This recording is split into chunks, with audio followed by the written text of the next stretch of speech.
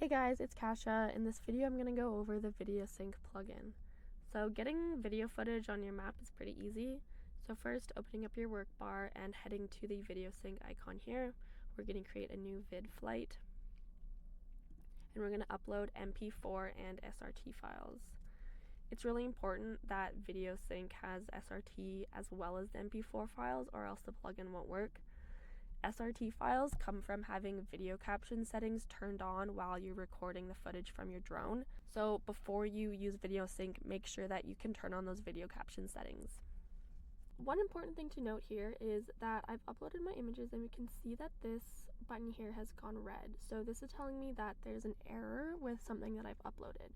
So we can click into this and it'll open up this sort of error and alert panel, and we can see that my quantity is insufficient.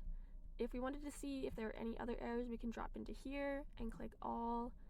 We can see that everything else looks good. If we want a bit more information about the error, we can press this drop down and we can see that I've uploaded too many files. So maybe I have duplicates or something isn't quite right.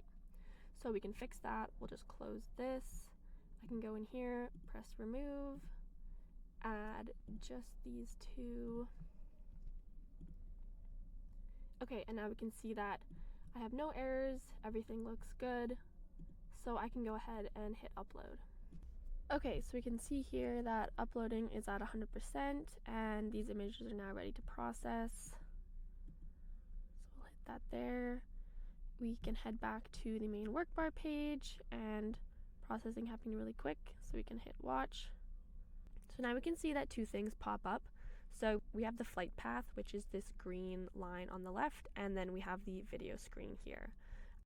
The video screen can be resized, smaller or larger, and it can go full screen.